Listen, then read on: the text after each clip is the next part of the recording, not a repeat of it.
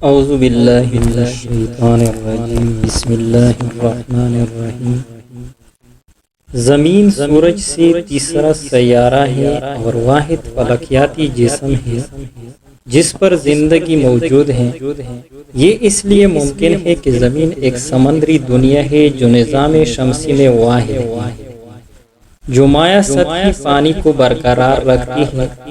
زمین کے تقریباً تمام پانی اس کے عالمی سمندر میں موجود ہیں، جو زمین کے سطح کے 80.8% حصے کو ڈھانپتے ہیں۔ باقی 29.2% زمین کی سطح خشکی ہے، جس کا زیادہ تر حصہ براعظمی زمین کے حصے میں واقع ہے۔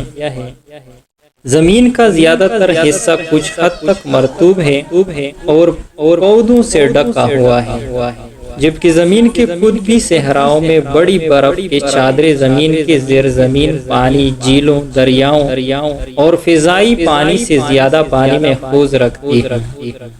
زمین کی سطح آہستہ آہستہ حرکت کرنے والی ٹیکٹونک پلیٹوں پر مشتمل ہے، جو پہاڑی سلسلے، آتش فشاں اور زلزلے پیدا کرنے کے لیے آپس میں تعامل کرتی ہیں۔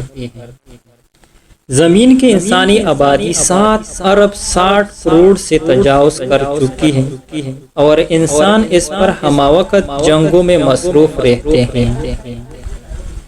نظام شمسی میں پائے جانے والے قدیم ترین مواد کی تاریخ بلین سال قدیم ہے۔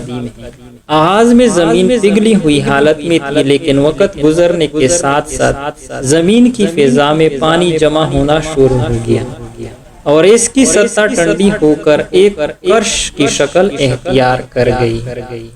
اس کے کچھ عرصہ بعد ہی چاند کی تشکیل ہوئی۔ سائنسدانوں کا خیال ہے کہ مریخ کی جسامت کا ایک جسم کیا جس کی کمیت زمین کا 10واں حصہ تھی، زمین سے ٹکرایا اور اس تصادم کے نتیجے میں چاند کا وجود عمل میں آیا۔ اس جسم کا کچھ حصہ زمین کے ساتھ مدغم ہو گیا، کچھ حصہ الگ ہو کر خلا میں دور نکل گیا اور کچھ الگ ہونے والا حصہ زمین کی ثقلی گرفت میں آ گیا، جس سے چاند کی تشکیل ہوئی۔ ضیائی تالیف کے ارتقاء کے بعد زمین پر موجود حیات سورج کی توانائی کو براہ راست استعمال کرنے کے قابل ہوگی۔ ضیائی تالیف سے پیدا ہونے والی آکسیجن فضا میں جمع ہونا شروع ہو گئی اور قرہ ہوا کے بالائی حصے میں یہی آکسیجن اوزون میں تبدیل ہونا شروع ہو گئی۔ چھوٹے خلیوں کے بڑے خلیوں میں ادغام سے پیچیدہ خلیوں کی تشکیل ہوئی، جنہیں یوکریوٹس کہا جاتا ہے۔ آہستہ آہستہ یہ خلوی جانداروں کی ہستیاں بڑی ہوتی گئی۔ ان بستیوں میں خلیوں کا ایک دوسرے پر انحصار بڑھتا چلا گیا اور خلیے مختلف کاموں کے لیے مخصوص ہوتے چلے گئے۔ اس طرح کثیر خلوی جانداروں کا ارتقاء ہوا۔